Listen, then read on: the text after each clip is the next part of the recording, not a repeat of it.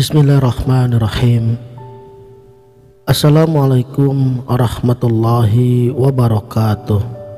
Salam sang sejati. Ada berbagai macam metode dan cara dari para guru sufi yang mereka ajarkan kepada para muridnya untuk dapat mendekatkan diri kepada Allah. Ada zikir jahar, ada zikir hati, ada zikir asma, dan ada pula zikir sir, zikir nafas, dan yang terakhir zikir diam.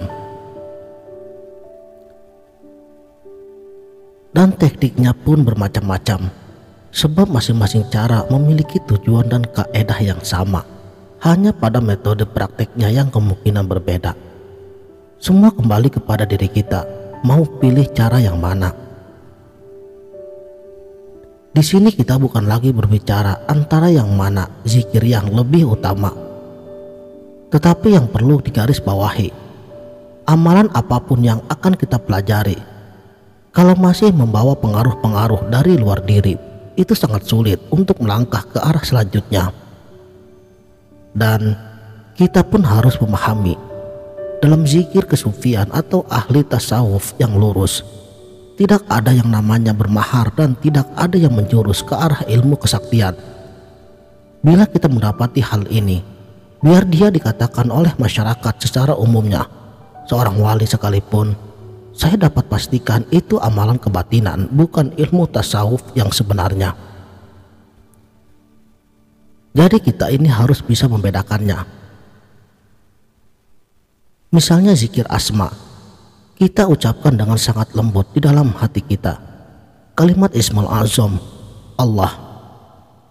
Zikir ini bukan lagi memperhatikan turun dan naiknya nafas, tetapi sudah berfokus pada kalam Ismul Azamnya, tanpa berhenti dizikirkan secara istiqomah di dalam keadaan apapun.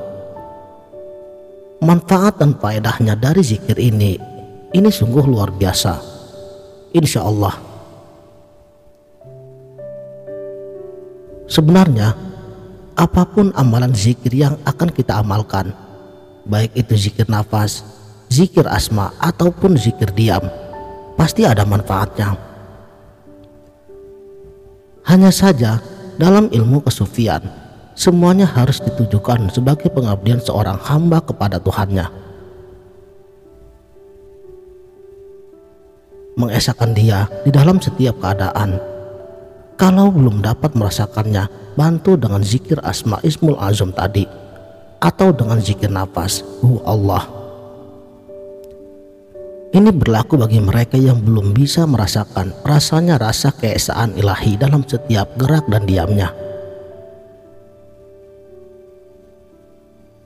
Saudaraku sang sejati, nilai pengabdian seorang hamba bukan lagi terletak pada banyaknya amalan zikir yang ia ucapkan, tetapi penghayatan dari setiap pengamalan dengan istiqomah dan keikhlasan.